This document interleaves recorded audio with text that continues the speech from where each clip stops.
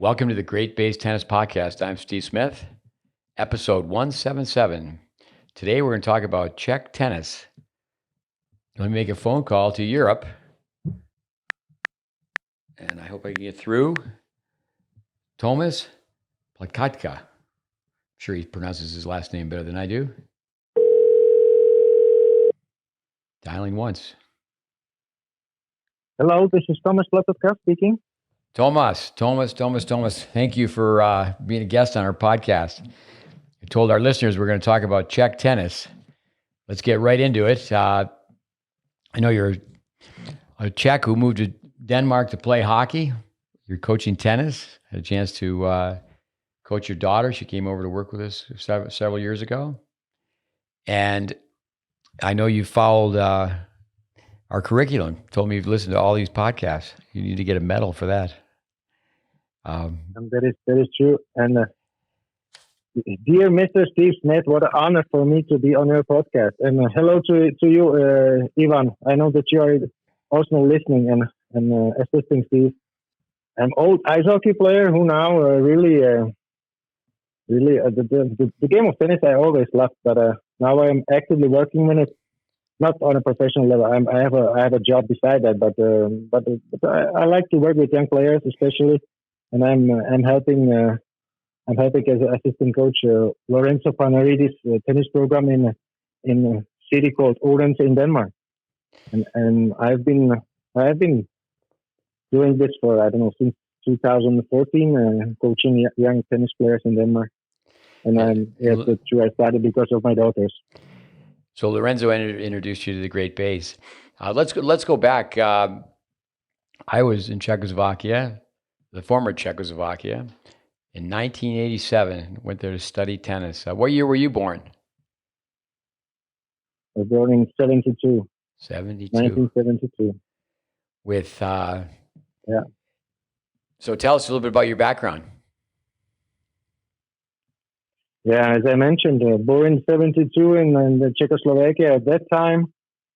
Mother, father, older brother, young sister, family of 5, and grew up in maybe 30 kilometers northwest from Prague, a city called Kladno.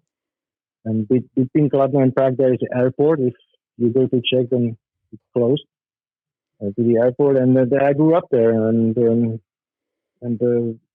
very soon I started to play ice hockey because in the city where I grew up there was a big steel company or factory at that time, and nothing much to do than play ice hockey because there was the biggest sport there. Everybody wanted to play, so I was so lucky and skillful to get on a team. And grew up there. And when I was 18, I actually became a professional in my town. I was the kind of player who needed to fight for the sport. I wasn't a star player or something. But I could live from ice hockey. I know 5 years in Czech Republic. I played different clubs in Prague and Kladno, and then I moved to Denmark. Kind of searching for a new job when I was 23, and then the opportunity came. Coach called the ring bell on my door and asked if I wanted to go to Denmark. I said, why not? Then I moved for 1 year, and stayed forever. Got married, played professionally in Czech 5 years, in Denmark 10 years. Stopped playing. Started working for the medical company. Got married, got 3 kids, and now I'm 51 old taking care of my job and my family and giving a hand to Lorenzo Panaridis with tennis. And I should say hello from him to you guys because he's following your curriculum and doing a great job in our club. Actually, you would be proud of him. I should say hello. No, say hello likewise. Great guy, great passion for the sport. Certainly I would say it loud that tennis needs more Lorenzos for sure. I've been to Denmark as well several times, but I was only in the Czech Republic once. former Czechoslovakia. It comes up all the time. Why do you think the Czechs do so well in tennis? Yeah, that's a fantastic question, Steve. And well, maybe a couple of months ago, there was a break, and I just went for a short family vacation with my family to Czech Republic, and because of the tennis, and my daughter was with me, and I arranged a practice in Prague for her. And my mission is I need to see what they are doing. I need to ask somebody who can answer this question, because I don't know how to explain it. And then I talked to a couple of coaches there. Why is Czech tennis so successful? And especially these days, we talked to so many women are actually really playing well on the highest level. If you look at the top 100, I don't know how many do we have. 10? I think right now you have three women in the top 10, and you have 9 in the top 100. A country of basically 10 million people. 10 million people, exactly. And then we know what the answer was from him. I cannot answer, but I asked him, and he said that in Czech we have a great system of tournaments and competition, and we have also centers where we gather the talented players and give them the opportunity to grow. So they collect. They kind of scout the market, or scout the players. And if there is somebody who actually has a potential, they then ask him, come and join our training program. That's one thing. And then the competition tournaments. So they are practicing and they are playing. Every weekend possibility to go and play. And we don't talk American distances. So they can go, 30 minutes drive, and they are at the tournament, they get a couple of matches. So this combination of systematic coaching, training under a skillful supervision, combined with tournaments. That was the answer, and I believe so. But I asked him also, but what do you think of this? I know, Steve, that you are preaching this, that young players shouldn't play in matches before they are actually ready to do it, and I to some extent I agree. You need to have you need to know how to hit the ball. Because when you play a match and you're stressed, then you don't develop the strokes. But he said, yeah, that's also correct. But they then will go back on the practice and they adjust a bit. So they play a match, they get something worse, and then adjust a bit. So they grew it. They grew it together. They play matches and practice. Yeah. Do you understand what I'm saying? No, for sure. With the idea of playing 3,000 hours, it's roughly 3 hours a day. Mm-hmm. That's 1,000 hours a year. If someone were to play 3 years, adds up to 3,000 hours before they compete. Now, governing body of tennis in the U.S. has had a theme for a long time. It's not learn to play; it's play to learn. I think I do agree with the sandwich effect. You have to have the top and the bottom work both ways. But I think there's many factors for Czech tennis. As you mentioned, competition. We could talk more about that. That's key. Appreciating developing the fundamentals. But let me go back. You're born in 1972, and actually, Czech Republic is considered to be Eastern Europe, but it's really Central Europe. But also during the USSR, during the Soviet regime, tennis stood tall, and not only the former Czechoslovakia, but the former Yugoslavia, with the famous player Jan Kodesh, Nastasi, who Kodesh beat him in the French final one year, and he used to tease, and he used to call him the Russian. But I think that the Czechs did a very good job making tennis relevant during the Soviet USSR control. Here in the U.S., we use the term Iron Curtain and puppet nations, that tennis was not an Olympic sport. So tennis was really suppressed by the Soviets. But the Czech people stood strong as far as tennis was concerned. So I think tradition has a great deal to do with the success of Czech tennis. Exactly. That was just I was about to say. System and tournaments they don't come from out of nothing. So this historical background, all these players, all the knowledge about the sport is there. So you have a lot of players, you have a lot of coaches who have the knowledge, and the history, as you are saying, is there. History of tennis, people play tennis, people love to play, and I can see it every time I'm on vacation in Czech, and I want to book a tennis court and go and play. It's occupied. I need to book it one week ahead or something, because people want to play, and all the culture for the sport is there. In Denmark, I can get a court in 30 minutes if I want.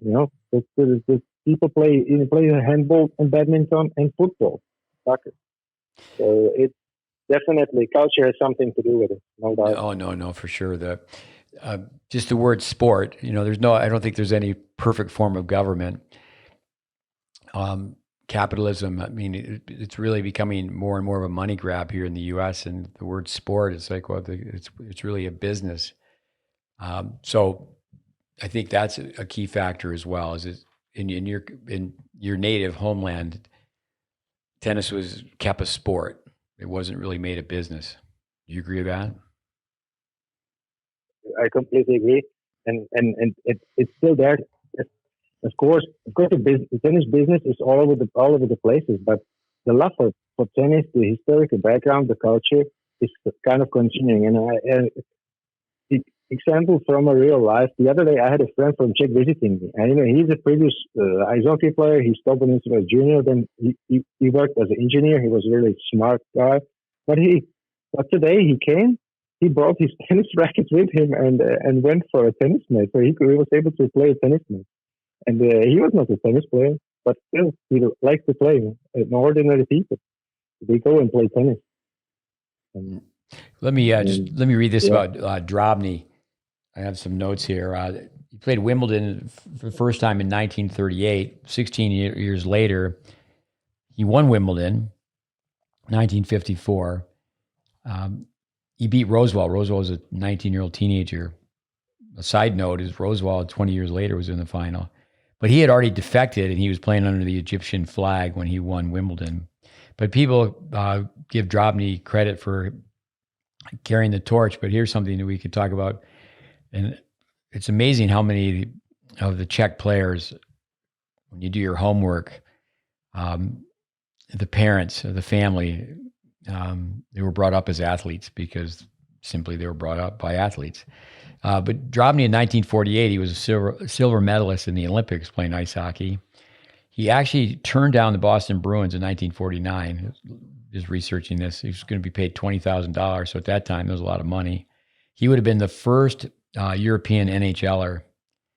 So again, he guys ends up being a Wimbledon champion. But in 1947, the World Championship, when the Czechs won, in 7 games he scored 15 goals. There's a book I'd love to read. In fact, you probably have to ask what language is written in. I'm going to guess it was written in English because he eventually he lived the latter part of his life in England. But the book is called Champion in Exile.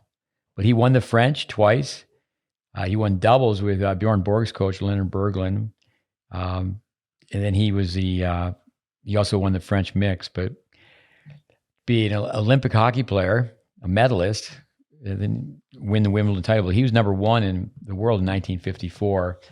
And yeah, his name always comes up even before the next person I've written down is Jan Kodish.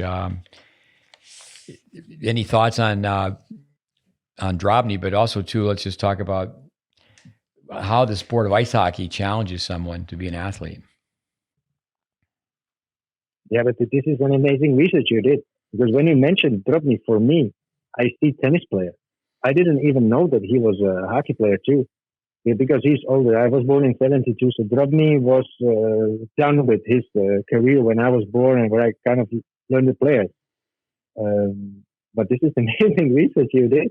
I didn't even know. As I said, when you say Drobny, I think tennis. I didn't know. But the connection, tennis and ice hockey in Czech is strong, as I wrote you. And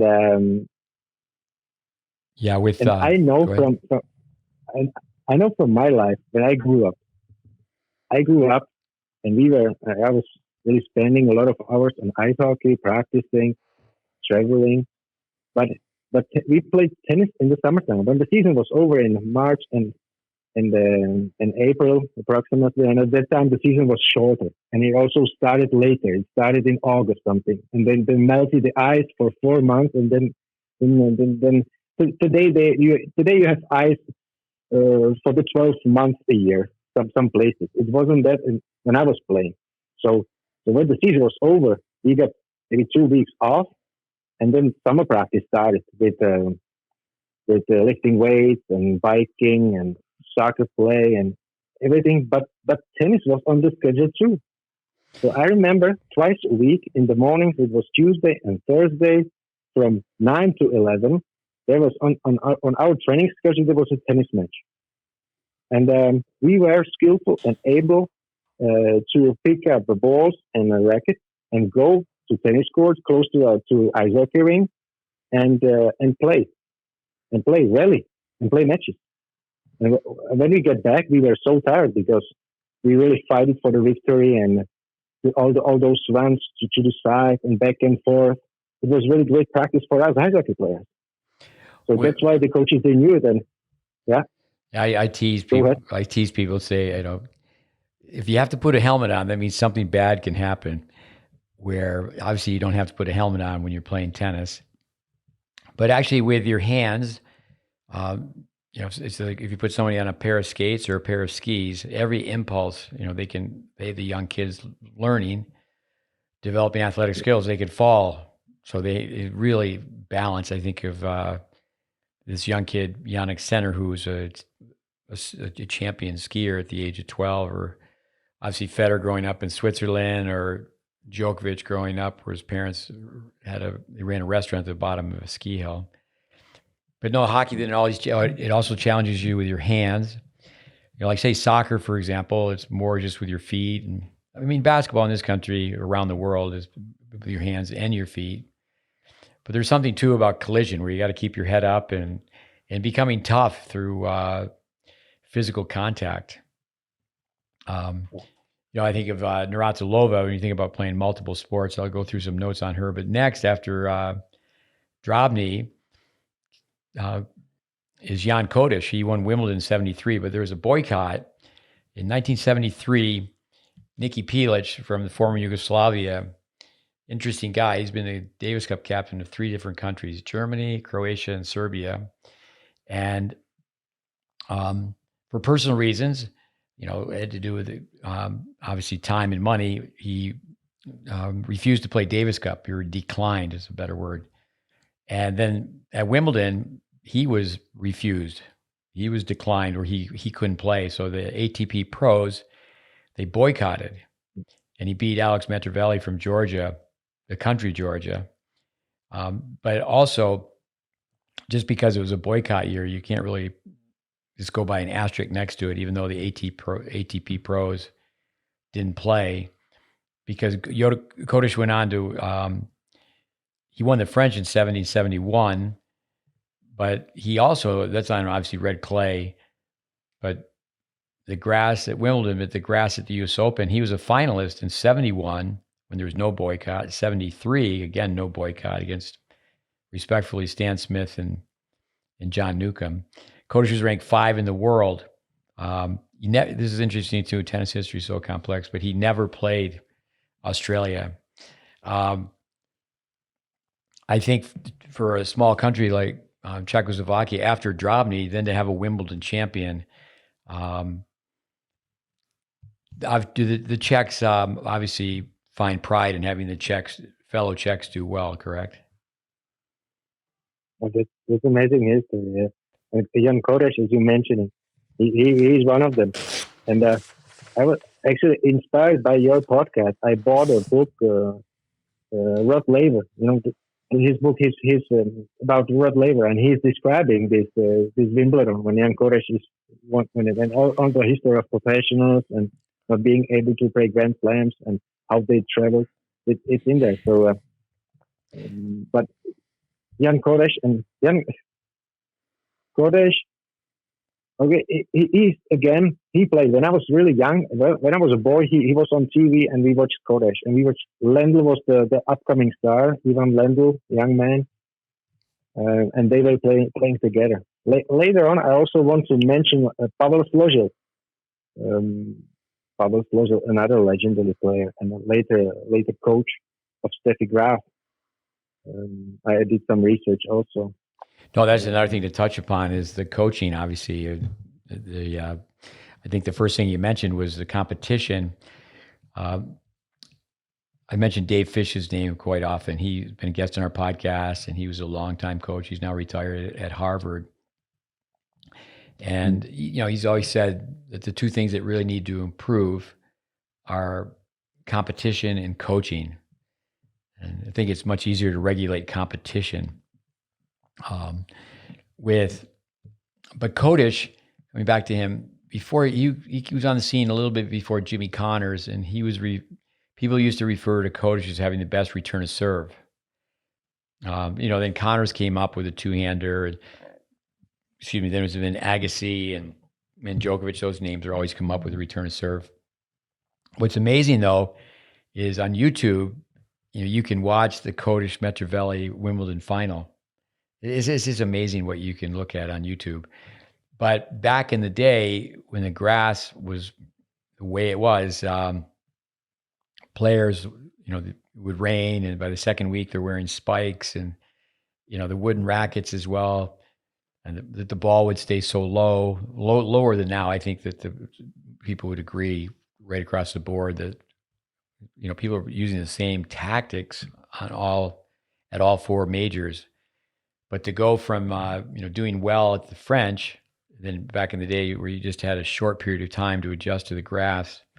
But Kodesh, you think back about imagery, you can actually see so much of Martina Navratilova's game within Kodesh's game.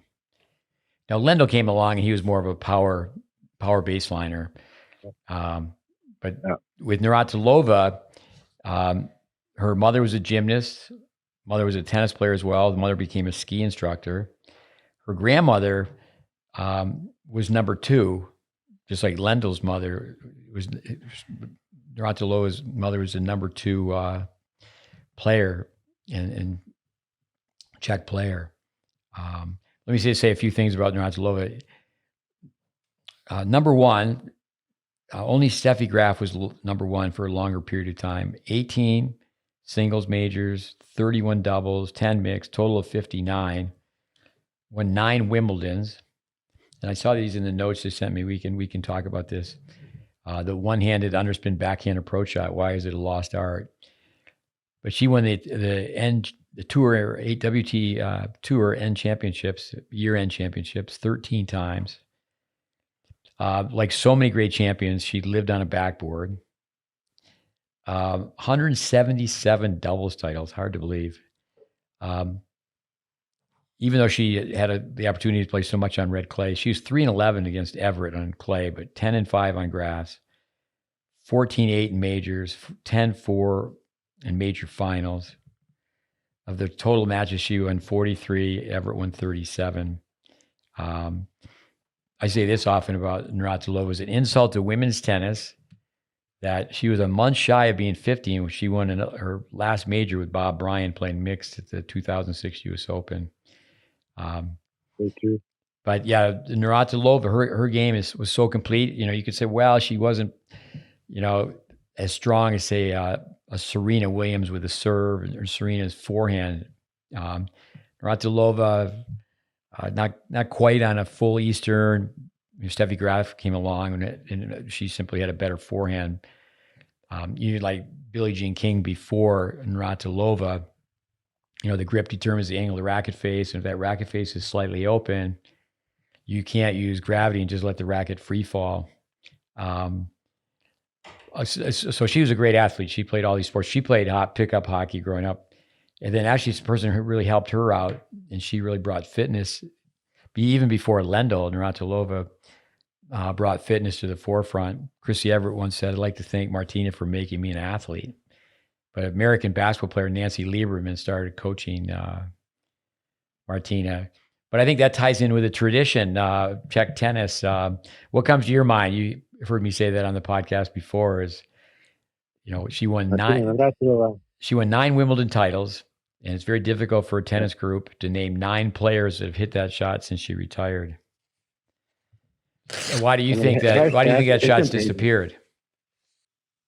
I think what I see around me, that of course it disappears if you don't practice it. You don't know it exists, I can ask myself, okay, if you have a champion like Martina Navratilova, and she's a great champion. She has won so many tournaments, 9 Wimbledon titles. You can find it, you can read it. But if you ask the young generation of tennis players, do you know Martina Navratilova? In my club, I don't think if there is one who would knew that, I would be surprised. I don't think so. They know her. I don't think so, and that's a shame. Yeah, no. How can such a great champion be forgotten? She won 9 Wimbledon titles. With no, we always use an Einstein quote: "If you don't know the history of your subject, you don't know your subject." But I think having appreciation for the players of the past, and I think that we even now have a better idea how the brain works, and as I said earlier, you can that all court game of a Kodish being able to serve and volley on the slick grass, the low bouncing ball, and then being able to win on clay. Back in the day, though, there was a big emphasis on doubles. When granted the hard courts, a lot of pounding, but at the majors, shout out to Buffalo, New York, there's Jessica Pegula playing all 3 events, and there's a few others, but most tennis players just specialize. There's so much money in the game now that the top players don't play doubles. And this is I did some research on Pavel Složil, and I'm just in Složil and his partner Renata Tomarova, also from Czechoslovakia, won the 1978 French Open Mixed Double Championship, defeating Virginia Ruzicki from Romania and Patrice Dominiquez from France. The Mixed Double Championship was an important event in those days, contested by top players, with John McEnroe and Mary Carrillo having won the year before. So that's also the reason. Earlier, John McEnroe, he played mixed doubles. Yeah, no, one of our students, actually one of our students, Austin Krajcek, he's played mixed several times with Pegula last year.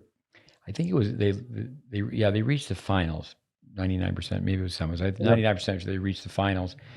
But the distribution of wealth, I mean, the money that's paid for people who win singles, and the money that's paid for doubles. I know there's generally many conversations on, the men and women and equal prize money. And I think it stops there. I think, unfortunately, there should be more money paid out to the people playing doubles. Even to have a bonus pool, to me, a complete player is someone who can play singles and doubles. In this country, and I think we're privileged to have so many foreign players come over to improve the level of play in college tennis. And college tennis starts with doubles. The leaders have made some mistakes, and they've shortened the score to 6, if you can believe that. Pro set to 6. I mean, it's not divisible by 4. But it still starts with doubles. And, besides the underspin backhand approach shot being a lost art, serve and volleying in doubles, serve and volleying in singles become a lost art. Let me digress with the underspin backhand approach shot. When players play it, it's the trajectory of the ball that keeps the ball low. So if the ball comes in with the same trajectory, topspin versus underspin, it's a trick question. What bounces higher, topspin or underspin? All the kids will say topspin. It depends on the incoming trajectory. So if someone skyrockets the skyscraper, the high defensive lob, that ball, if you let it bounce, that's going to bounce the highest. But you take speed off the shot while the ball's in flight, the player's in movement to the net. So you get closer in, the ball's lower, but also when you take speed off the shot, your opponent gets approximately 50% of their pace from your pace. So players are not playing that shot. Just yesterday, we had a set played between two players. They said, okay, just serve the ball underhand they're both right-handers, serve to the one-handed backhand, play an approach shot and play it out. Just play it as a set. We just call it situational play. But the serve and volley, if players don't serve and volley. So I think the emphasis on winning. But let me go back to perspective. And I was told just the other day, the La Petite means the little ones, the upcoming tournament in Paris for 14, or I should say in France for 14-year-olds. Is there a mentality that's different within the Czech culture, the Czech communities, that people have more long-term vision and they're not so stressed out on who's going to win the 2-inch trophy? I don't know. I don't know. I wouldn't say so, but I've also now lived 28 years away from Czech Republic, so I can relate to what I experienced, and of course I have a connection. But I don't think there is much difference between Czech Republic and the other European countries. I think it's the same kind of mentality in the western part of the world. It would be interesting to know that, like, say you're in Denmark. Do the Czech players know? Do the Czech players know like the history of Ivan Lendl? Yeah, they would know. They would know Ivan Lendl in Czech. Yeah, I'm sure. I've got down here. He was number one for 270 weeks, 8 majors, 11 finals. He was the first to reach 19 finals. Now that record's been surpassed now. He's still the only man to have won over 90% of his matches for a 5-year period. His rivals, Connors and McEnroe. Of course, you have to think about, he was dominating Connors when Connors was older, but nevertheless, he was 21-15 record against Connors, 7-3 in majors, 22-13 against McEnroe, 4-3 in majors. I remember Bill Jacobson, who was one of our pillars, statistical analysis, that Lendl's numbers prove that he was really, really good at the net, but he was just so stubborn that he stayed back. He, wasn't really listening to the numbers, but just stayed back. And, some people give him credit for the person who could really just drive both forehands and backhands big. But he's a hockey lover. There's a funny story on one of our podcasts with Bud Schultz, who used to practice with Lendl, and Lendl had organized this street hockey game, ball hockey on this tennis court in his backyard. But Lendl with fitness, I know Robbie Seguzo personally, and then I remember running a coach's workshop with a real quiet guy, unassuming guy, Lawson Duncan from Western North Carolina, out in the Asheville area. And it was a rainy day and small group. And I said, Lawson, I understand that you used to practice with Lendl. And he's a really quiet guy. And some people came up to me afterwards and said, Lawson Duncan talked for an hour about practicing against Lendl. And he said that, we haven't heard him talk for, that length of time.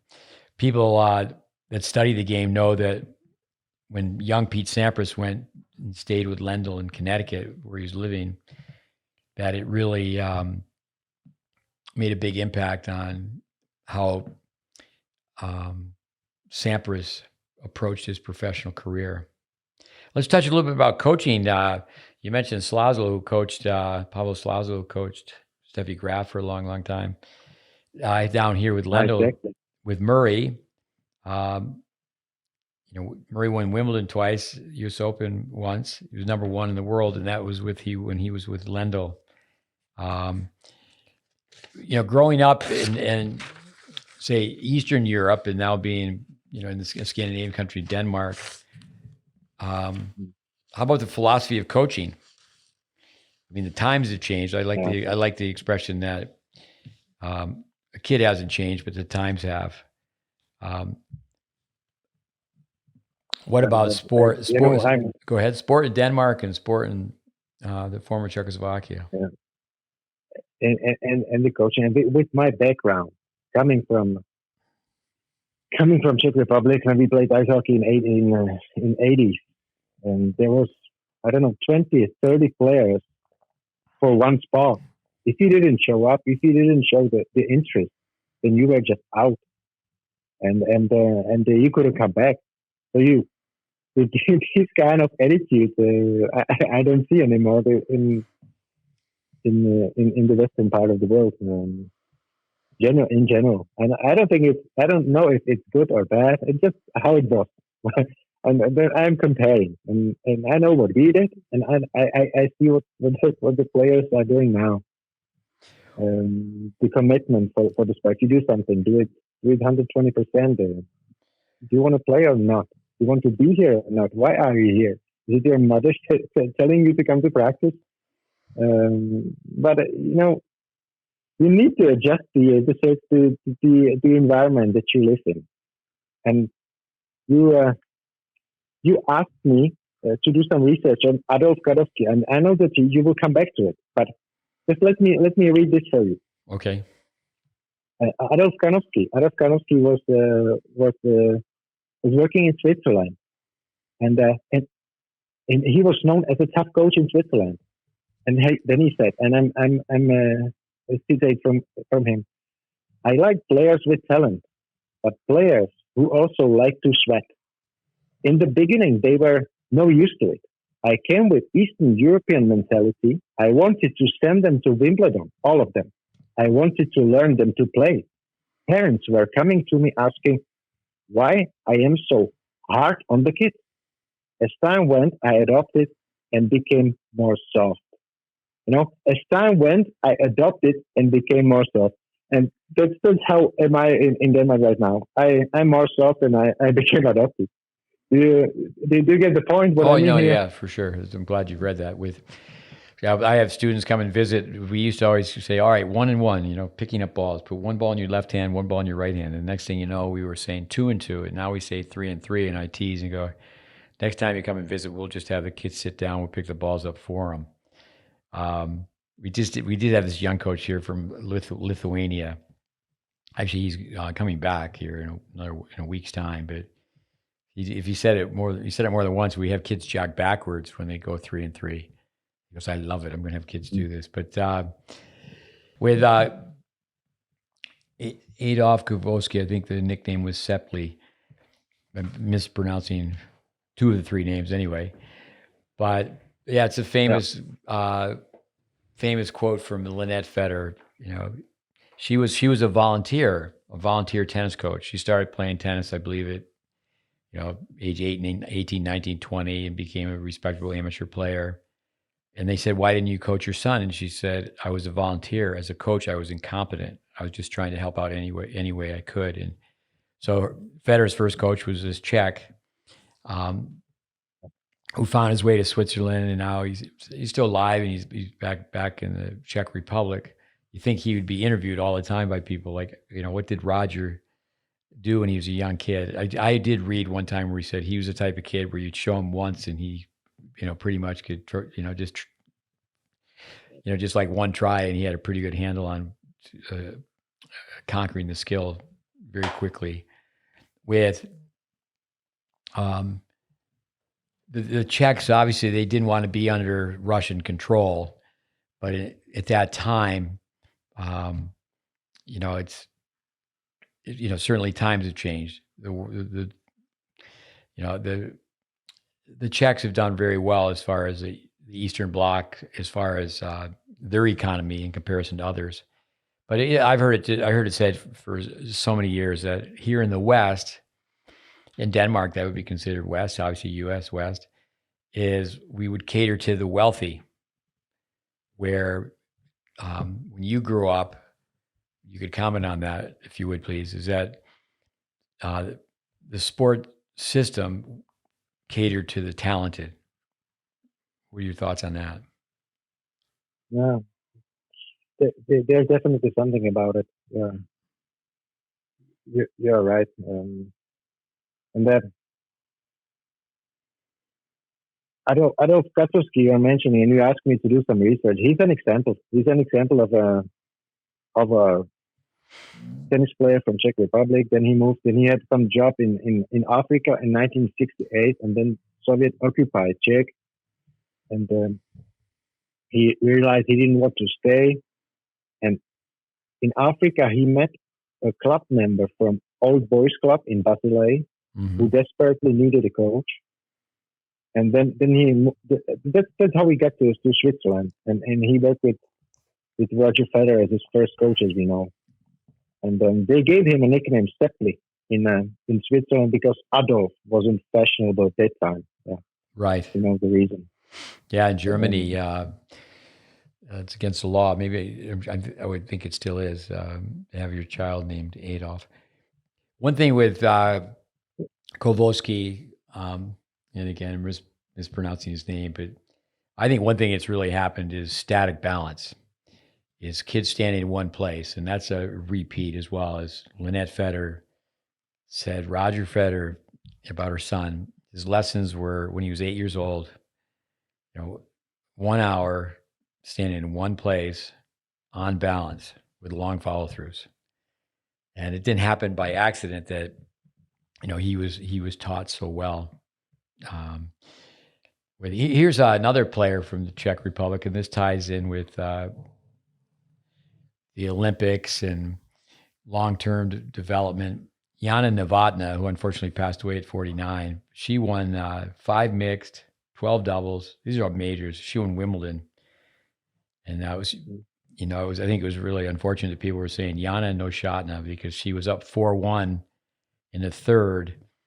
And then I think, that was 93. And then 5 years later, she came back and the expression got the monkey off her back because she won Wimbledon. But she was really in control in 93. But I think she was 5'8", but her mother used to take her to her gymnastic class.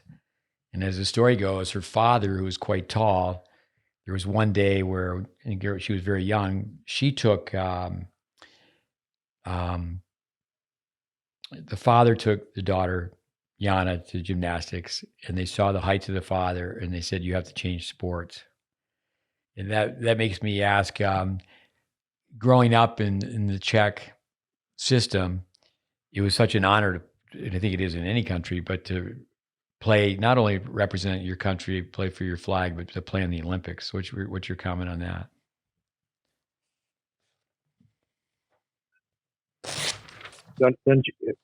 Please repeat the question. Yeah, I mean, as far as, for the longest time in this country, and I know I heard Brad Gilbert say the other day on a podcast, they say, hey, what was your greatest moment in tennis? And he said, hey,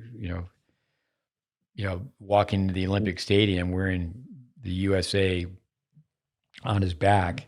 But so when a young Novotná was, they saw that she was too tall and said, hey, you don't need to be a gymnast, find another sport.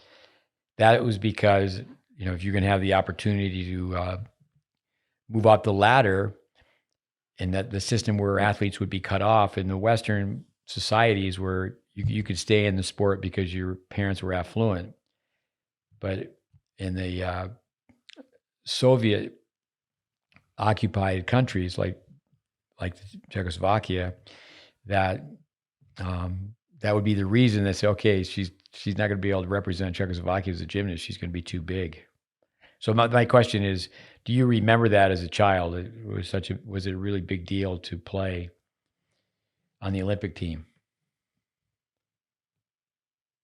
Well, it was a big deal to qualify for the Olympics and represent the country, play for the national team. Definitely. What I remember from my childhood, the classes. What is it called? The sport classes at school, gymnastics, athletics. We did it all. It was systematic. we were tested. It's not taking place anymore at schools. But I'm so grateful today that we actually did it. They forced us to do it. They forced us to gain some abilities. Run. We were running 100 meters, high jump, run 1500 meters. All the disciplines we needed to do on a certain level. Gymnastics too. All those basic gymnastics instruments we need to master, and it is education for life. Yeah, body. And now I have three girls, and now I can see, they are older now, but I don't know, 5 years ago I saw what they were doing. It's not the same anymore. They don't know the basics movements. They are not able to do it. And then you have some young players coming to a practice, and they want to play tennis, and they are motorically not developed. So it is difficult. I like how you said. I'm sorry. I like how you said basic movements. We told people through our podcast to go to YouTube and look up JFK, or former President John Fitzgerald Kennedy, fitness, and then what people had to do in the 60s. And yeah, they were measured. It was like, how many sit-ups can you do in 1 minute? How many push-ups can you do in 1 minute? And nationwide, that was the language among kids. There was a squat thrust, and then there was an agility drill with crossing lines, like the spider drill or hexagon. And now, you sound like, we all sound like we're doom and gloom, but here in this country, a lot of young kids, they can't do one quality push-up. It's really sad. Let me come back to one point. When I grew up 10 miles from the Canadian border, 10, 12 miles, and back in the day, it was just a closed fraternity. The NHL was just for Canadians. And say a really good hockey player from Canada, if they came to the U.S. to play college hockey, they were just off the list. They were not even considered. We're talking 1-2 exceptions. So an American kid back in the day, we used to have the mentality that, we want to play in the Olympics because there's no way we're going to play in the NHL. It was just something that was not available to Americans back in the day. So it's really interesting how people how people think. And I would just think, coming back to whether it's Navratilova, the all-court skills that she possessed, to have someone like Jan Kodesh, and just to appreciate the history of the sport, and watch someone like that who can serve and go to the net. And I think it's just baffling. In more current times, for example, the Bryan brothers, who, just if they won more doubles titles than anyone, and people, for the most part, they're playing one up, one back. You watch, how's it go? You go with the best and forget the rest. Coming back to Navratilova's one-handed underspin backhand, or we talk about Sampras all the time. He was serving volleying, but because people couldn't win in the 10 and under serving volleying, he really didn't have that much of an impact on the game. Where it's just amazing that it's gone away. Let me ask you this: so when you say systematic, I know a couple of leaders with the USTA have told me there's no way that the USTA would have a system. Now, the GreatBase curriculum is a system of systems. How would you define that? What comes to your mind when you think back as a kid it was systematic? There was a curriculum at school. School year started, and there was a pensum what you are supposed to go through the year. It's put on paper. You could see it. Gymnastics, athletics, this training, and then we go. We have a plan. We know what to do in May. We don't know what to do in July, and so on. And after the year, we went through the disciplines, all the disciplines, and that's how it was. I know that there is a discussion at the communist system, Soviet Union system. That was everything is bad, but there are bad things and there are good things. And Right. one of the good things that I see was the systematic things about doing things. And this athleticism at school is such an example. Um, to- today I have some abilities. I'm 51, and I'm showing young people how to move, how to do simple gymnastic stuff. Because I learned it when I was young. And what you learn when you are young, you will never forget. And once again, I'm not an time old man. That's not the truth. But this, I believe in systems. I believe in putting effort into what you are doing, and that's how I feel the grade base also works, and it's also how you think, and that's why it just grabbed me so much and helped me coach young tennis players because I don't have this tennis education now. I took some courses and I'm the Danish Tennis Federation 2 courses.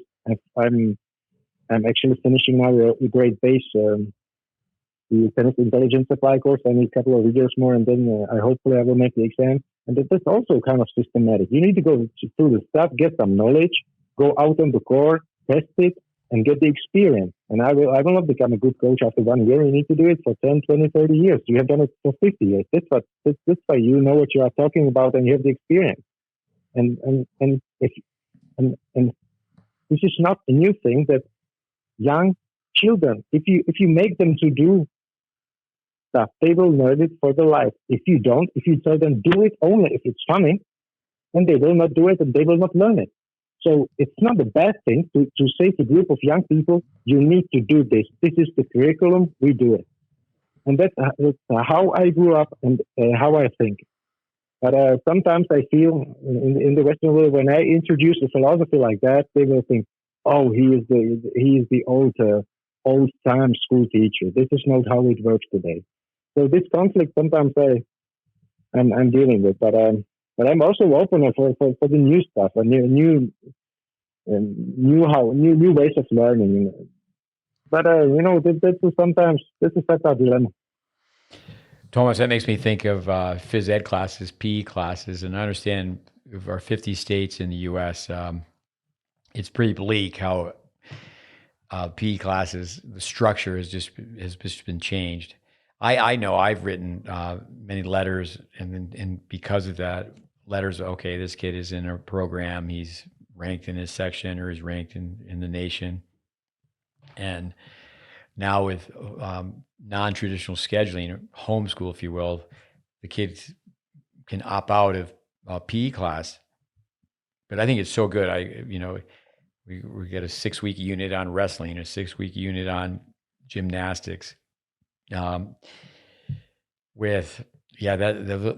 gone away. I think the exposure to other sports, before coming up here to the mountains in Wintergreen, Virginia, I was in Florida. A young guy taught to play and teach. He has his own business now. He's been on our podcast, Brandon Flanagan. And he has multiple sites. I know he just added 2 more. But one was a private school. And during their Christmas break and their spring break, they had camps. And they had 5 beautiful tennis courts, and we're using the tennis courts. And the children during the camp, they never went outside. They're just playing electronic toys, gadgets. And that's where I feel like I'm qualified to. The positions don't exist here in the U.S., but elementary schools need athletic directors, and kids need to be, taught running alignment and just how to do basic exercises, and can they throw and can they catch and can they kick a ball, and that's really gone away, the exposure to that. But we were lucky. These electronic gadgets they didn't exist at my time, and we didn't have to worry about it. But today's kids, they are actually they are not very lucky regarding this. It's taking time from us, also adults. It's not only children. Taking time from everybody. You need to think how to use it, and hopefully we can teach them how they will learn how to do it. Yeah. And Martina Navratilova, underspin approach active. You can be proud of Lorenzo Panariti, and he's actually working in our club on getting to the net. So hopefully there are some clubs who are actively working with it. So we will gain this ability to play at the net and get to the net and know when to do it and what is the strength of the player. It will not be forgotten. No, I appreciate. Be proud of Lorenzo. No, I appreciate hearing that. With all the guests that we've had, hopefully we're reinforcing the same message. We're reinforcing fundamentals. Joel Trucker, I think what he said about if kids starts going to the net at 15, it's too late. He said so many great things. He said if you start going to the net at 15, it's going to be like learning a third language. He also said that your directory, the directory of the club with all the names and telephone numbers, that's your junior program. Just call people up and say, let's play. Let me go back to 1987 with talking a little bit more about another great Czech player, Hall of Famer, Helena Sokova. She won 14 majors, 9 in doubles, 5 in mixed doubles. She was in the finals of four majors. Like her father, she became president of the Czech Tennis Federation. She later in life got a PhD in psychology. It's just amazing, just rattling off like rankings and how many majors, but you think about medals in the Olympics, or like she won the Hopman Cup, she won the Fed Cup 4 times. Her mother, Vera, she coached the Czech team, so the history in 1975. So Helena Sukova's mother was in the Wimbledon final, singles final. She was number 5 in the world. She ended up with 1 major. She coached Navratilova so when I was there in 1987 to study tennis, I was assigned to 1 coach, and unfortunately I should be able to just rattle off the name of the coach, but her brother, how would you pronounce, it's Cyril, Cyril, Cyril Suk? Yeah, so he was 12 years old. And at that time, every national coach only had 6 students. They could be of any age, any gender, any level of play. And they worked privately with those 6 students. Now, sometimes, just a short time I was there, a couple of weeks, where they could, do some things together as a group. But the kids would show up and they would be getting all the equipment out. And then something that's just very unusual in the States. Here at Wintergreen, when people are done playing, the tennis director, Steve Campbell, has asked the people to sweep the courts when they're done. But generally, around the United States, when you're done playing on a clay court, the people who played on the clay court, they don't sweep the court. At that time, the national coach, if they were to sell a racket on the black market, they'd make like $300, which was more than their monthly salary. And at that time, when I was over there in '87, the taxi cabs were the banks. I remember I was advised by my older brother, who had a lot to do with ice hockey. I took all sorts of tennis balls. I had cans of tennis balls to give people for helping out, because it was so expensive to buy tennis balls. In '87. That was the year they first opened the new facility in Prague. At the Sparta Club, there was a backboard that everyone hit against. And then there was one court that had it had a mini court in the middle. Your regulation is 7,200 square feet. It had a tennis court in the middle, a mini tennis court. And then it had a backboard on each end. So there was really 3 backboards. And there was only 1 indoor court. And that 1 indoor court was cinder block, and it was just a white line, on the 4 walls. And the players could only hit against the backboard during the winters. But actually, Helena Sukova and her brother, they won a mixed doubles title together. He went on and he won 4 majors. And this is interesting too. You can talk about Peter Korda and his family today, but Cyril Suk, he has a son on the PGA Tour. But that's one thing too, is that, I mean, talk about the geography. When you have a country that's so small, 10 million people, that's another way to really get exposure. You know, here in the U.S., coast to coast, 3,000 miles. Don't you think that's a factor that the Czech players, they get to see the top pros practice, and they're among the top pros because of just how small the country is? I think that's also one reason. Yeah, also the distances. It's more concentrated. You have access to information. You see the players. You meet them. You're right. Helena Suková, Cyril Suk. I remember Helena Suková. She was a tall player. Yeah. Yeah. When I was a kid, we were watching her on TV. Suková, Navrátilová, Mandlíková, Novotná, yeah. There was the ladies from that generation, and he's a Korda. Yeah. With I remember, yeah. Just a quick note. My tennis game when I was playing, and I didn't receive any tennis teaching. We just went out and played. We saw how they did, and then we tried to copy them. And we saw Ivan Lendl, Boris Becker, Stefan Edberg, Peter Korda, and they were all one-handed backhanders. So I played one-handed backhand today. And for 1 year ago, I switched to two-handed. And now I'm trying to play like Djokovic. And I asked Lorenzo, look at my backhand. Is it like Djoko now? No, he goes, no, it's more Jimmy Connors. He says.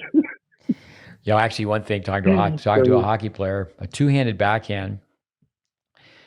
It's interesting that hockey players basically all hang onto the stick the same way. Obviously, they have different skill sets, different competency levels, but your bottom hand is an Eastern forehand and your top hand is continental. And, you have it's like your Eastern forehand hand on the bottom is in a permanent position. Oh, you certainly can slide it up and down, but it's your top hand where you really maneuver the racket because, when we teach young players with a two-handed backhand to have the grip on the bottom hand, the right hand for a right hand, or the right side of number one, because it's so important to close the racket face and developing, like a solid backhand volley. But we do know that the range of motion of the continental grip, that the pros, for the most part, the bottom hand goes to continental. And I think that's something that's really sad in tennis, is that we have to keep reminding people, you are not a pro right now. You're a developmental player. It's like running around the backhand when you're a young kid. I mean, first get a backhand before you run around your backhand. Is that I don't know how many times I've told kids, you will never have a backhand if you don't hit the backhand. So Hingis, she grew up in Switzerland, but I mean, obviously her parents are Czech. Belinda Bencic, that's another story of, I believe, her father was a hockey player, either from Czech or from Slovakia. Let's talk about that. Hingis' father. What's that? Hingis' father. No, I don't know about Hingis' father with hockey, but Belinda Bencic's father for sure was a pro hockey player. That's what he did in Switzerland when we first went there. Just like you in Denmark. Yeah. Yeah. With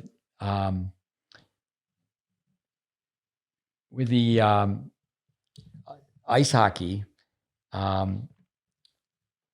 with people playing a number of different sports, I have down here Mandlikova. Get myself in trouble here, but Mandlikova, again, all these great Czech players. She was number 3 in the world. She, she won 2 Australians, 1 French, 1 US Open. She was in the Wimbledon final twice. Her father was a world-class sprinter. I get myself in trouble. I say, I know some dads who take 1 lap around the refrigerator and have to take a nap. But again, just think about being part of other sports. Is that like, say, in Denmark where you live right now, or if you go back to the Czech Republic, are kids just playing one sport in Denmark, or are they playing multiple sports? Yeah. That's a good question. You cannot say it in general. There are some who maybe play two sports. There are some who play one, and there are unfortunately a great amount of kids who don't do anything. But my recommendation is, as long as you can, as long as you have somebody to support you, have parents who will make it possible for you, then play as many sports as you can. And in western part of Europe, Denmark, Czech, it is possible. The distances are not that huge. Um, Economically, we live in the part of the world which is the richest, so we don't worry about food on the table. It's more it's not really an issue in our part of the world, luckily enough. So why not to support and make them to play? That's also my recommendation. I have a young player who's how 10 years old. I think he's 10 years old, and he's actually playing ice hockey, and now he's really fired for tennis. And I'm telling him, keep going. Tennis will help you to improve your tennis, and then ice hockey will help you to improve your tennis, and tennis will help you to improve your ice hockey. So as long as your mother will support you, then go for both. If you have time, then run in your spare time or do something else, jump rope or something. The Germans, the Germans have really improved in ice hockey, and what they did years ago, the leaders of the German Hockey Federation, is they went to kindergartens, 6-year-olds, and they picked out the kids who could jump the best, and they recruited them for ice hockey. One thing you just said, and we're mentioning this all the time, that our podcast, hopefully people have a tennis treasure chest and they're looking for golden nuggets. But you said food on the table. There's a young boy that I've coached for some time, and a word that we use is he's Americanized, and his mother's from Romania. And I remember her saying, both my parents were teachers. We always had food on the table. Just that in itself. So many American kids today that are playing tennis, and that's something we're trying to do with the GreatBase, is have tennis become more affordable. So it's not just quote unquote just rich kids playing, but yeah, the food on the table, that level of appreciation. But coming back to multiple sports, tennis is so technical as well. I think the 3,000 hour rule is take 3 years. It's a Sparta club in Prague and the Spartak in Moscow. That was the rule of the Spartak club, is 3,000 hours before you start to play. So, but that doesn't mean, you can't, be playing all these pickup sports. I have 2 sons. By the time they were 10, I would say they were on their way to mastering 2 sports. But then to continue the same lifestyle they had, when they were playing both ice hockey and tennis. But they're just around different creatures. When they started playing just more tennis, it's just around people with a different mentality. Here's another Czech, Peter Korda, Australian singles and doubles champion. He's number 2 in the world. And everybody, I think, knows the success of the family. The wife, Regina, she was 26. She's a Czech, 26 in the world. But this is a great story. I've just heard this. 2 daughters are on the PGA Tour, Jessica and Nelly. So Nelly wins the gold medal. I'm not sure where the Olympics were in 2020 off the top of my head, but she calls home, and the parents are in bed, and she wakes them up, say, I just won the gold medal. And just, she just got a very quiet congratulations. We'll talk to you about it tomorrow. And they weren't up following it online. They were asleep when she won the gold medal. Talk a little bit about the Czechs as far as in general. I've researched it a little bit. You drink more beer than any other country. Is that true? Yeah, that's the statistics say, yeah.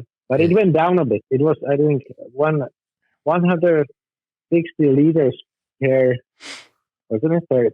Yeah, but now it's 140. It went down, but it's still the leading country, I think. Yes. With how about Slovakia though? I mean, there's 10 million in your country. It's more cityfied, and Slovakia is more countryfied. It's 5 million people. Is there much of a difference, you think? Yeah. I know you're not supposed to categorize people, but is there much of a difference in, say, the Czech approach or the Slovakia approach to sport, to life? No, I don't think so. I think those two countries, we have the common history, and the split in 1993 was actually friendly, and they are a strong connection still. And the way of living is similar. Of course, there's much agriculture in Slovakia, and then the area of Bratislava is more industrialized. But there's not a huge difference, Slovakia and Czech. We also have all the languages are almost similar. So we have strong connections, but even though Roger Federer's wife is Slovakian. She immigrated to Switzerland, and I've certainly, like everybody, read so much about Federer that she's the one with the work ethic, and she was a world-class tennis player, had an ankle injury, and I think she's 3 years older. They met when they were both in the Olympics representing Switzerland. And that's where, she, got him to go to bed early, get off computer games, and back when they were very, very young, and work harder. Here's a golden nugget, another one with Sebastian Korda. And if you look at his technique, I know he's improved his serve. His serve was not where it could have been a few years ago, but it's gotten better. He played hockey growing up. He played other sports, but hockey was his go-to sport at one point. And his parents, they live at the former Nick Bollettieri, now it's called IMG Tennis Academy, Bradenton, Florida. And teenage boy is the most unmanageable animal in the wall. So when he was, say 13 years old and playing mostly hockey at that time, this is a story I was told, that his parents had him play, but they only had him play girls at the academy. And so there was, he's a pretty chill guy anyway. But I just think that, that composure, it's amazing when you think of, teenage boys playing each other. It's like, this is going to go crazy. But I think that's interesting. This Korda family, it's an amazing story. Peter Korda and his wife and the children and their success in sports, it's amazing. Yeah, with Matt Clore, who's been a guest a couple times on our podcast, who's spent a lot of years with us. He had a chance to watch Peter Korda work with the young Sebastian Korda. He talked about it, they hit service line to service line and just hit very slowly, and fundamentals were very apparent. Here's another Czech that comes to my mind is help me with their pronunciation. Radek Stepanek. Yes. Yeah, he was number 8 in the world. He won 2 majors in doubles, but he was 8 in the world. But if people just went back and thought of, when he played, he was, one of the only ones who was playing all over the court. That he was just a complete player, could play all 3 zones. He could play red zone, yellow zone, green zone. And I think that's what, and I mispronounced her name. What's this young girl's name? Muchova now? Muchova. Yeah, I mean, that girl's game overall is so solid. And, and again, I don't think juniors really see that. I mean, I was watching yesterday, we had a small group, and we were, hats off to the finalists from the 18s, the girls 18s and the boys 18s. It's amazing what you can do. Colette Lewis has a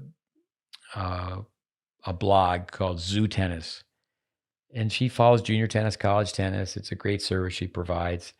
And it was just short clips of the finalists from the 18s and singles and the finalists, girls and boys. So 2 finals. And, we're watching these all 4 play, and it's like, well, okay, they look very athletic. Say, okay, they could be small, but it's okay. The physical specimen, they can move. They're great movers, the mobility. And then the competitiveness, you can see that. But with the 4 players, and again, it was just short videos, maybe 5 minutes each. And you're not seeing any volleys, you're not seeing any approach shots. You're just seeing forehands and more forehands. People running around forehands. The two-handed backhand, but they're avoiding that. But I think Stepanek, I see his game when I think of Mukova playing. Like say in our country, Coco Gauff's a great player, but systematically, I mean, her forehand, her game compared to Mukova's, I mean, they're both top 10 players, but I just thinking about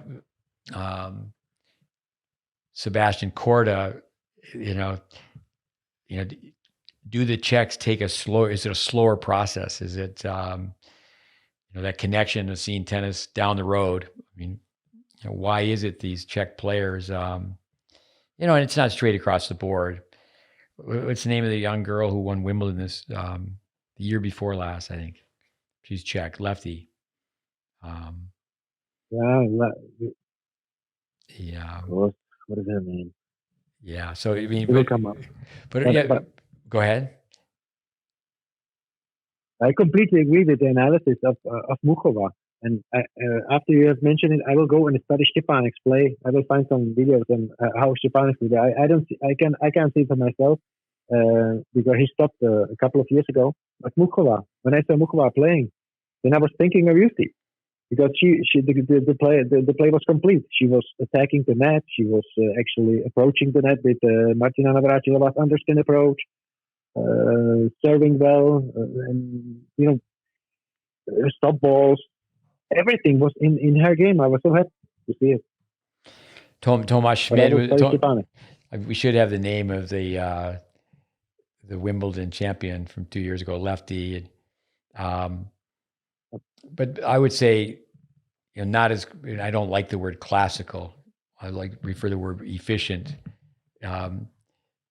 Much better. Tomas Schmidt, he was number 11 in singles, didn't win majors, but he was number 1 in doubles. He was somebody also who played all over the court.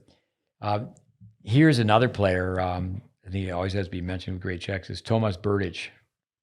The guy was like a walking statue. He's 4 in the world, won the Davis Cup twice, Opman Cup. He semied all the majors, and then he reached the Wimbledon final. So he semied Australia, semied the US Open. He had, what a physical specimen. He had some problems with his serve, his problem with his overhead. If people go back and look at it, he had regressed palm up, as great as he was. And, the margins are so close. I mean, he was so close to, say, winning the Wimbledon title. Here's a Czech. It was a great serve. The two twins, Karolina Pliskova. Yes. Yeah, she's someone who's final US Open, final Wimbledon, semi the French, semi the Australian. She's been number 1. Big serve, but she didn't gather the all court game of, say, a Navratilova. Coming in behind it. Her sister, I mean, again, the tradition, the success of Czech tennis. Her sister was, 35 in the world, which is obviously a great tennis player. Yeah, 2 sisters. That's really With one last Czech I have in my notes is a Wimbledon champion, number 2, the lefty. Kitvivka, how do you pronounce her name? Petra. She won Wimbledon twice. Yeah, won Wimbledon 2011, 2012. She was in the finals, Australia, French semis twice, US Open quarters.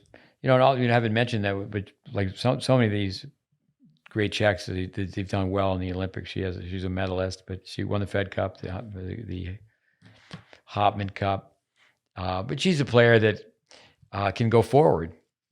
Granted, she has a great serve, but I would just think that it's probably more humble. It's probably more wholesome. That's a word that you hear when you hear people talk about Czech people as humility. What's your comment on that? Yeah. Please, I will come back. Vondroušová. Her name is Von Broekslijn, the Wimbledon winner. Olga, thank you. Yeah, We're talking about. that would be an insult Just not to, have her name on the tip of your tongue. Tell me about 1968. Jager, he wore that number because the Russians invaded Prague. The listeners should take a minute and look up Jager. I mean, talk about somebody who played hockey forever and arguably the best European ever to play hockey in North America. Now you have certainly, say Ovechkin. There's so many others, but he's way up there. He's big time hockey player. You said he's very good at tennis. Yeah, I was so lucky. Jager is the same age as I am, so I went to school actually with him. So I see it for myself where he was sitting in the class. Jaromír Jágr, and of course tennis. We played tennis, and he was he was strong, big, and he could hit the ball. And I still remember his backhand, two-handed backhand actually. It was really, really, really good. And he also, as I told you, how we practiced tennis as a part of the hockey training in the summer. Then Jaromír Jágr was joining. But about Jágr, when he was 15, he played already with the professional team, as the best team in the league, and he was drafted and moved to NHL and started his incredible career. But Jaromír Jágr actually listened to the saying, "Legs feed the wolf." He didn't tell us, but after the practice was over, we didn't see him anymore. We didn't see him. We thought that he went home. Jágr was gone, and the others, young boys, we went out. We went to the city, had fun, couple of beers, fried cheese, potatoes, had fun. But Jágr was on journey. Where was Jágr? He was at home doing extra training, and that's why Jaromír Jágr's legs were so strong and so fast, and they couldn't. When he was in the position of the puck, they couldn't take it for him. And even when he was 50 years, they still couldn't take the puck away from him. It's an amazing story. But legs feed the wolf. That's the truth. In so many sports. No, for sure. With Jágr, the number of squats that he would do per day was just legendary. It's like Roy Emerson, from the time he was a little kid, he would do 300 kangaroo jumps a day. We tell kids, minimum skip rope 12 minutes, 3 minutes on, and you can do some abs for a minute, another 3-minute round, another 3-minute round. So you're only skipping rope 9 minutes. You can just tell when you put your hand on a kid's shoulder that he hasn't been skipping rope. So it's not just for the legs, but no, for sure, putting all the extras in. Actually, for the listeners, after he'd been in this country for a while playing pro hockey, his contract, what he had written in his contract, that he had to have a key to the rink and have access to a hockey rink 24 hours a day. So these big NHL hockey rinks, hockey teams, they have their own practice facilities. And it was not unusual for him to, he'd be coming home from his own private practice, past midnight, and his teammates were coming in from the bar. And the legs feed the wolf, but I like the expression "miles on the legs." I'll tell that to parents of young children. I said, "No, your kid's doing well technically, but there's no miles on the legs." They say, "What do you mean?" I said, "There's no miles on the legs.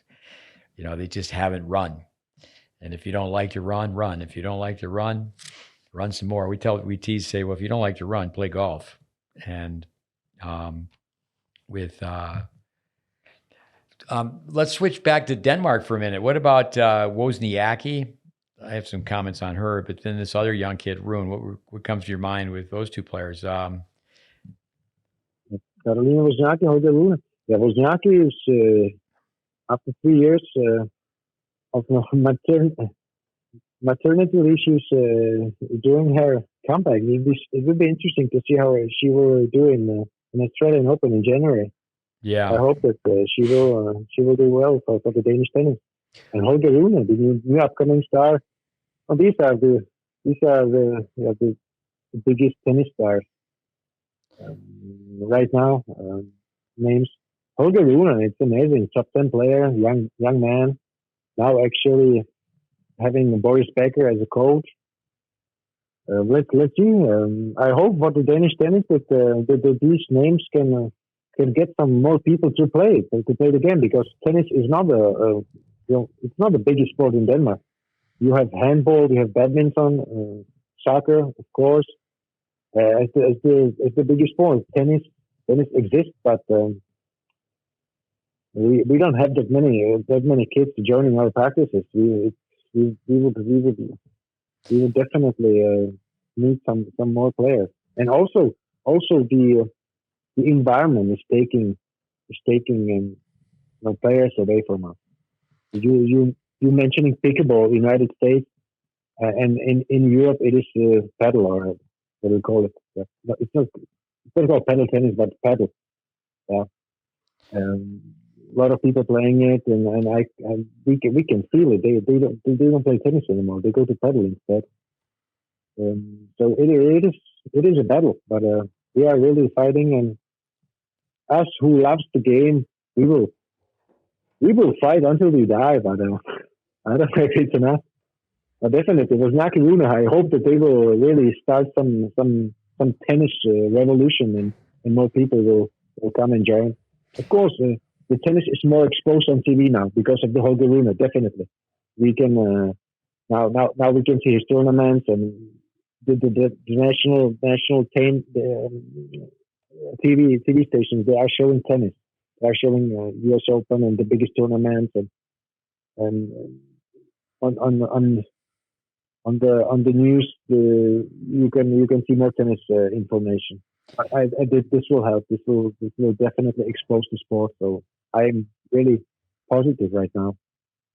Yeah, it's interesting with Boris Becker working with Holger Rune. Now, I know that Patrick Mordigol supported his tennis for a long time. Just from a million miles away, my perspective would be with Holger Rune that he just has what you really need. Number one is the inner belief system. Number two, an amazing work ethic, and his technical base actually has improved. When people are taking the ball early and they're being really aggressive, they're going to tend to have a tendency to the ball from the other side. I mean, their opponents. The ball's coming deeper, it's coming faster, the frequency, the consistency. So the swings become shorter and what have you. But Wozniacki, her story, Polish immigrant, dad, soccer player. And, she had the older brother and the dad are hitting tennis balls, and she just spent endless hours on the backboard. And she's a runner.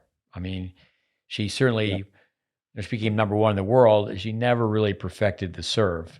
But the fact that she just comes back, I think people listening, she can keep the ball in play. I mean, if you can run and you can hit the ball deep, center the ball, it's amazing how far you can go. I do think the great base is, I think one should always try to be their own best critic. And, we tell someone that we've worked with, I mean, first impressions are everlasting. So, okay, like just this morning, Canadian gal, I said, okay, while we're doing this, just shadow swing on the baseline. And of course, they stand still because when they first come to us, we do static balance. It's like, no, move. You have the whole baseline to yourself 195 times across that baseline. It's a mile. Manlikova, who I mentioned, a Czech, she was very, very good technically. But one time I was just a tag along, but I was with Vic Braden, and we went into a room with a gentleman by the name of Gilde Kermadec, who was a French cinematographer. And Betty Stova was a great player. She was coaching Manlikova at the time. And, just in the analysis, even though they had the high-speed film, Vic was just being polite. I didn't have a speaking part, but when we left the room, so the people in the room really didn't understand exactly the angle of the racket head based on the grip. The expression of the grip determines the angle of the racket head. Let's come back to the system of club tennis in Europe. I love how you have in your notes here, why do players love to participate? And you've got down, they feel part of a team. and that makes the social aspect more important. Is that true? Yeah. Is that true? You think throughout Central Northern Europe? I mean, is the Danish system, do they have the same team concept as they have in the Czech Republic? Yeah, because kind of maybe I would more compare it to little Germany. You know, in Germany, the team and club system and playing team matches, in Denmark, we have actually a pretty good club system. We have clubs where you can come and you can sign up and you can receive the tennis education, play matches, and the clubs they compete. Yeah, you know the system from Germany, so it works in the same way in Denmark. It's on not the scale is not that large in Germany, but still, the, Denmark, a small country, it's working. But what is important for me to say here to mention is that if we tennis people, tennis coaches, want to help tennis, then we, and I really believe in this, what I'm saying now, need to implement aspects from a team sport into tennis somehow. And I'm aware that you stand alone on the tennis court and it is an individual sport. But the practice, traveling, tournaments, helping, coaching, training can be done as a club. And those clubs who are doing this to some extent, they will have a success. They will have more people joining because we are social beings. We love to be part of the group, and I see it. I see young players who actually doesn't like to compete in the tournament. It is something they need to we need to force them, or they need to force themselves to do it. But as soon as it is a team match, then they love it.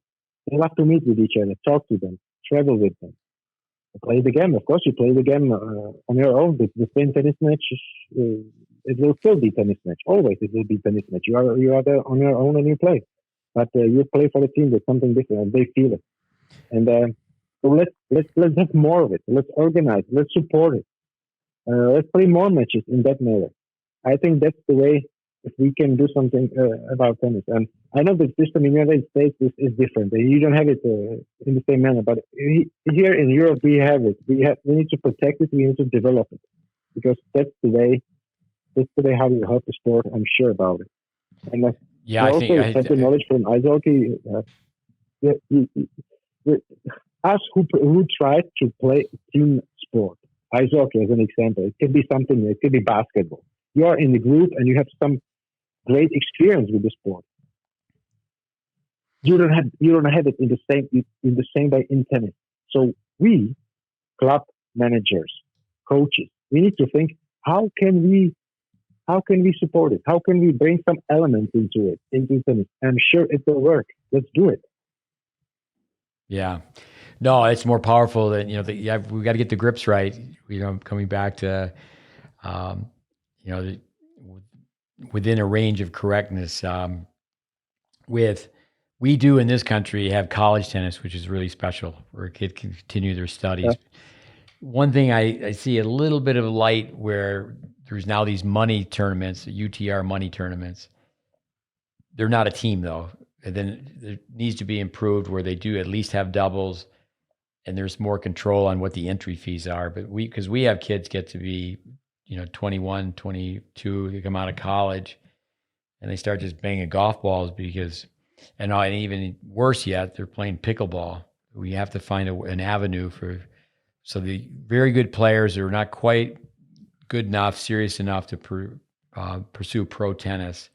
Hats off to Billie Jean King. She's preached that for a long time, and she's still hanging in there with world team tennis. I mean, it would be amazing in this country if each major city had, if there was a major league for tennis. But that's not the case.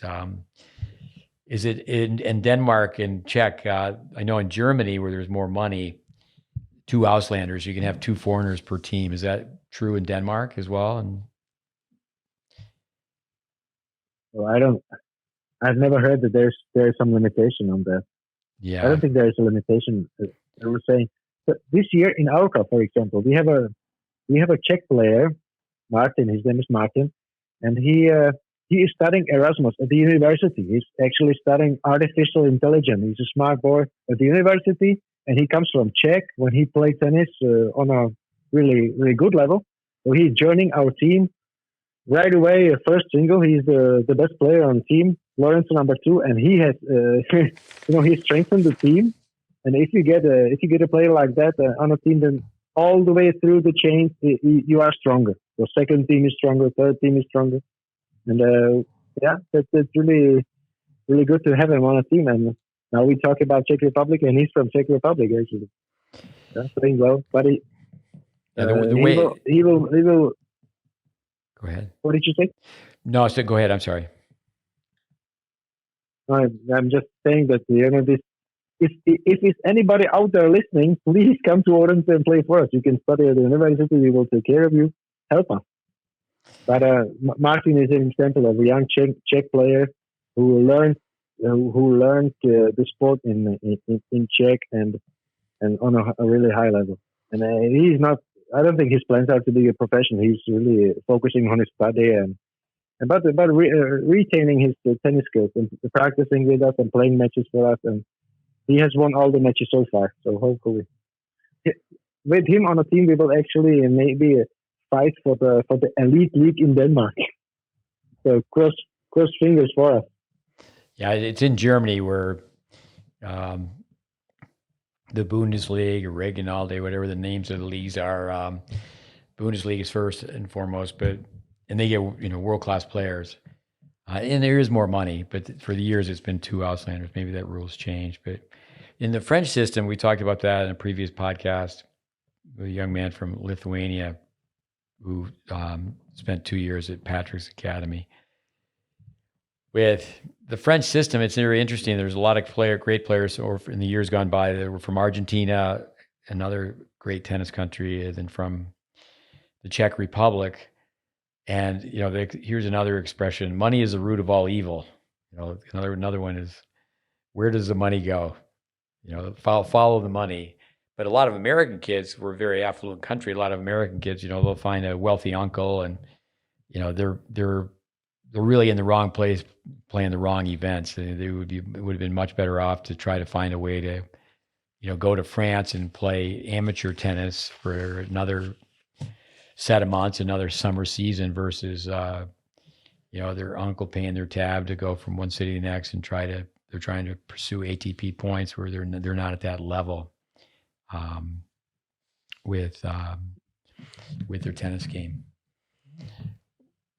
But go ahead. Just to come back on this part of the team, and is it social aspect important? Yes, it is important. And if you can somehow we can turn tennis into a team sport. And I know that we cannot be standing 5 on when we are playing match. It will still be a tennis match. You are there alone, but the circumstances, the surroundings. Let's help it. It's needed. Well, no, that's great. Other ways to help tennis, a team sport, but also where it's not so expensive. Kids should be able to practice with one another. It's almost like a conspiracy. I know that some facilities, and there's always 2 sides to the story, but I don't really like the rule where if you're a member, you can't go on the court with a basket of balls. You want to make sure that the baskets aren't interfering with doubles play on the next court. But it shouldn't be. I tease kids, but how's it go is you're really not teasing. They think you're trying to be funny, but the definition of comedy is tragedy with time. Is kids don't practice with one another. And, we have kids visit and we say, okay, if you go over there and feed balls, they're a right-hander and they don't even know that they need to put their left hip by the basket so they can feed balls. So they grab one ball, walk away from the basket, grab another ball, walk away, and the teasing is you will not be a good player. The only time you're on a tennis court, you're with a paid professional. That comes back to Yager going home and doing the body squats. Is I heard Austin Krajicek say on a podcast. his dad asked me to listen to was, one of his favorite quotes is "Champions are made when no one's watching." Um, the the women right now are doing better than the men. Talk to us a little bit about the men in the Czech Republic. What's the future for their tennis? You obviously are following the Czechs. Yeah, the other day I saw the Davis Cup. Lehečka playing fantastic match. But I don't know the men's tennis in details. I don't know I heard the Davis Cup captain describing the Czech Davis Cup team as a potential team because of their age. So there are some young Czech players on the way. We don't have that many as we have on the women's side, but they are there, and that's positive because the men's side was struggling the last couple of years. The girls were there, but the men were missing. But I, hopefully they are on the way now. The Czech tennis needs the men too. Yeah. I hope so. But I don't have the detailed overview of them right now. Yeah. I have to admit. Well, usually the way it works, the players pull each other along. Like right now, the Americans with Taylor Fritz and Francis Tiafoe and Tommy Paul. You can mention a few others, but they're pulling each other along, and they're climbing the ranks. The question, would they win a major?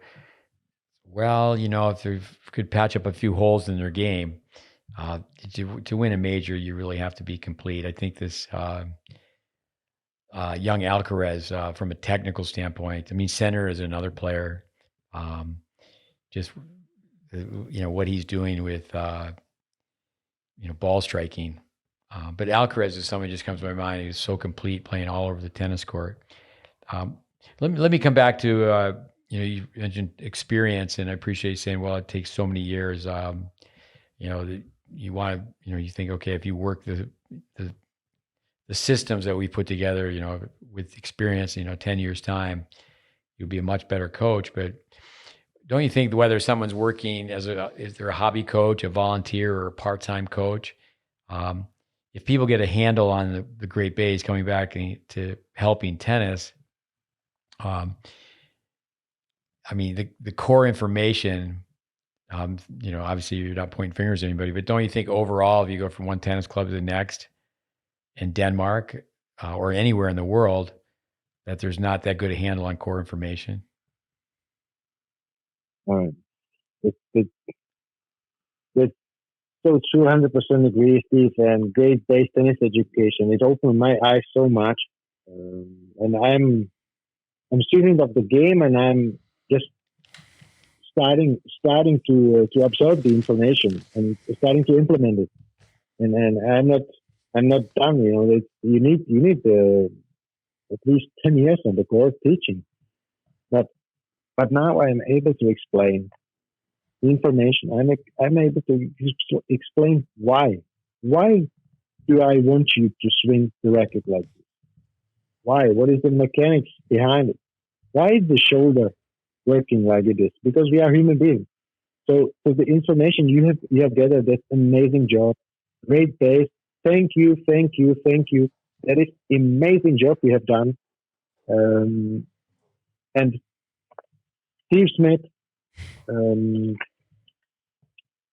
how you were able to travel with your open eyes, search the information and talk to the coaches, and were able to join them, and later on to gather all their findings and learnings into one curriculum, GreatBase. That's a fantastic story, Steve. You deserve a place in the tennis Hall of Fame one day, and I hope you will be there, because this is amazing, great job. And thank you. I do, and I've said this recently. I do think that the curriculum itself, if we can, the word united is if we can work together for the growth of the game. But certainly the system, our 8 pillars, 3 are in the Hall of Fame. The other 5, I think, should be with our course, Tennis Intelligence Applied. We mentioned over 100 coaches. So the GreatBase is not a closed study. It's open, and it's like, okay, we have to find ways to improve. And on these podcasts, and for our listeners, Tomas, you need to get a medal. You've listened to all of them. I say it quite often that Dave Anderson, the theme is go back to the future, is people should be able to play a one-handed underspin backhand approach shot. They should be able to serve and volley. They should be able to play all over the tennis court. We shouldn't be producing one-dimensional players. And, we should be knowledgeable enough to have people use their larger body parts. And in this country, tennis, we're being invaded by pickleball. And I've said on many of these podcasts that what we need to do is approach pickleball and say, okay, the best tennis players right now are the best pickleball players. Is that you need to be concerned about prevention of injury, use your larger body parts. But it's what I would say, it's instant gratification. Pickleball players, they don't practice. You don't see, very, very seldom. Obviously, the very elite players, and most of them are former tennis players, you don't see them practice. Pickleball players, they just play. And, we do have to work together. I think in this country, there's too much self-promotion, and, there's people out at tournaments, just repeating myself, but the merchants of flesh, where they're handing out business cards and saying, let's, take beginners. I think that's another thing too about tennis in Europe, is when a kid goes to their club, they go to their club. It's not like they're going to shop and bop to go to another tennis club. Is that true in Denmark, that most of the members are loyal to the club? You can say that, but we also have examples of the shop and bob, as you call it, attitude, which you just only think of yourself and are trying to find the best circumstances for your kids, for yourself. But that's how we are as a humans. But I agree that the club culture is, we need to protect the club culture, and there's a positive and good thing about it also. I do think go ahead. Yeah. Club culture. Go ahead. Yeah. There's to comment on the tennis under attack from pickleball, from paddle.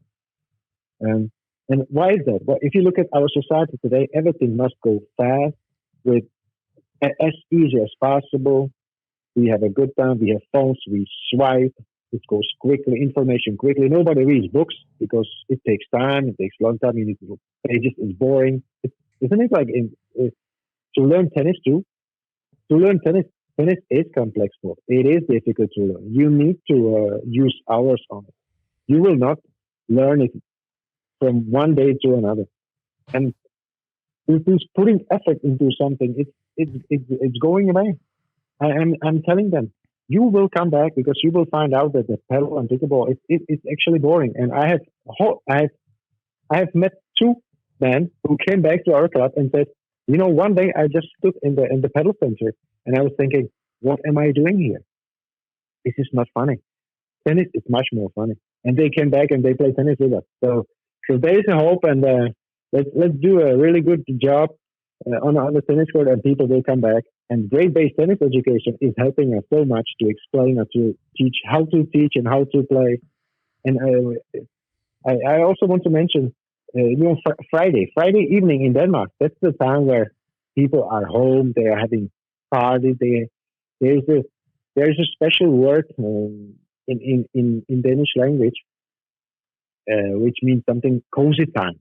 So Friday evening is a cozy time. So you don't really do sport, you don't play tennis in cozy time. But in our club, we have opened from 5 o'clock to 7 o'clock in the PM for anybody who wants to join a tennis game. Come and play. And last Friday we were 14 players, different ages, juniors, seniors. The top elite players were joining too, and we played together. Of course, that the level will be adjusted in itself when we play against each other, and you move up and you move down. So when you played for 10 minutes, then you have the best players on one side of the court. And I know that you use these methods also in your practice, but it's working, and we are all having fun. And the juniors, they are so excited about playing against the best players. And the best players are not getting worse because they play 10 minutes with the junior. they actually have fun too. So that's the way to do it. And I hope that we will really start something big in our club, because it is doable. No, And that's I, not, I love it yeah. so much. No, you just have to create the momentum. I've heard it said that Yeah. if everybody once a week would play with someone who has inferior skills, play with a lesser player, then there'd be so much tennis played. Coming back to Holger Rune, I do think that, just pronouncing his name as well, but I think a lot of young players are intimidated by a success story like that. And we always say, well, there's a teenage sensation, but then there's a late bloomer. Tennis is a lifetime sport. Say for example, a teenager, they're 17 years old, and 7 years goes by, which is a long period of time in one sense. You can gain so much momentum with your skill set in 7 years. The Jesuits are always saying, from an educational standpoint, just give us the first 7 years. But I think a lot of times people write themselves off now because of the fast tracking, because of the microwave mentality. We've got to be good, and we got to be good now. That instant success is the passion, the stick-to-itiveness that people just stay with the sport. I think that's something where, like, say for someone from a smaller country like Denmark, or even here in the U.S., if someone is from, the outback of tennis in our country would be a place like, say, Mississippi or Arkansas, just a rural setting. But tennis players come from everywhere, but you just have to hang in there. There's so many great stories. I mean, one of the best stories, I don't know if he's Slovakian or Czech, but Chara, the big defenseman who just recently retired. He's from Slovakia. Yeah. Yeah, so I mean, he was told to take up basketball. He was a sea hockey player, and he's just like, the stories are there. He's just like Jager, and it's all the same in every sport. Mia Hamm is where the soccer player. That's where the story "Champions Are Made When No One's Watching" comes from in this country. But to have fun with the work, I think also too, what you're saying is that another point to nail home is, people don't need to be snobs. At the program you have on Friday night, that everybody can play with everybody. And what we do with the GreatBase is get to the point where really everybody can teach everybody. You don't need to. In this country, it seems like every Tom, Dick, and Harry now is charging $100 an hour for a lesson. And $100, I mean, I know there's inflation, and $100 is not as much money as it was 10, 20 years ago, but it's still, it makes the number smaller when the sport's that expensive. Yeah. I mean, exactly. How can we make it cheaper, accessible? And then you are showing the way. I was so happy when I saw those videos when you post, and there's a little boy teaching an adult how to hit forehand and backhand. Of course, because he's got the knowledge, and we can learn from each other, and it's working. We can play with each other. It doesn't matter how tall you are. It's about how well you can hit the ball. And we have so much fun when we do it in that matter. Joel Trucker told a story. This is what we should focus on. Joel Trucker mentioned, the ball doesn't know how old you are, but yeah, show and tell. Can you simply show how to hit a basic forehand? And yeah, I think overall here in this country, we're growing so far away from basics, and in any form of education. That expression, I spoke to Richard Hernandez today for a minute. He's the one who said to me years and years ago, tennis needs a great base initiative. And then we have the comment, like, who can argue with having a great base? And but people ideally need to have how's it go? No substitute for a good beginning. But no, I've really enjoyed talking to you. I know that our podcast with Mark Costello, he talked about being in Prague and being at a hockey game between the Czechs and the Russians, and then through you communicated with me, found out your interest in both hockey and tennis, and I hope for our listeners we've touched upon the success of Czech tennis. I do think that it was alive during the Soviet regime. I think going back to Drobny, to Kodish, in Ratilova, they had champions, but like what you're saying about the club system. But I think the togetherness and, humble people that can play sport in their backyard. I think that's where here in this country, so many young 12-year-olds are flying all over the country to play, and they don't need to. They can play anybody, everybody. When you're an 11-year-old kid, you can go out and play like Wayne Bryan, the father of the twins. When you walk around the block, how many people in walking distance can you play? How many people when you get on your bicycle can you play? How many times you get in the back of your mother's station wagon? How many miles you have to go up where you can find more people to play? And that's really the true meaning of sport is participation. But why don't you give us a closing comment and we'll wrap it up, Tomas? Yeah, but thanks for inviting me, and I'm really happy that you have a focus on the importance of tennis history. You emphasize it so much that it's important to know the history of the sport if you are in the business, and it's helping so much. But the young people, they don't do it. We need to help them. I mentioned at the beginning your story, the student of the game, how you learn from the big coaches, how you gather their works into one great base curriculum. That's amazing. And also we'll focus on building character. It's not about just hitting the ball, but being a complete person, character. Are you strong enough? Are you really able to be on the ground? That's what you are really good at, and you can learn so much from your work. Well, no, I appreciate it, and we need to. We're trying to do that. Is not that we need to have more content. I think we have to have the clarity, but then constant. Because actually, the late Vic Braden said so many years ago that with the internet, so much bad information is going out so fast, and the consumer is confused. I mean, really, that's I think where tennis goes in circles is that the consumer is blindly writing checks because they don't have consumer knowledge, and then the pro.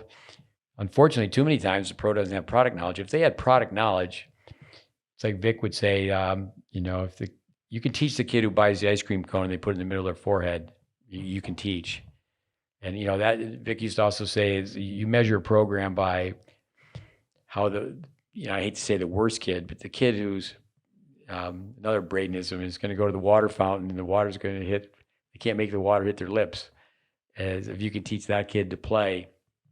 But yeah, I think that's where the welfare and the growth of the game. We have to keep fighting the good fight. People do ask me, I tease, they say, what do you do for a living? I say, I fight ignorance every day. And the myths, I mean, Braden was a myth, he just debunkers the myths over and over again. That's not a myth. But they're alive and well, come over the ball, come under the ball, toss high, scratch your back, stay down. And I have been told with these podcasts is we need to circle back because we did more of that in the beginning of these podcasts. With debunk, that's not a truism, to bring more fact-based tennis out to the eyes of the people playing the game. Like GreatBase Tennis. Yeah. But I hope that. Go ahead.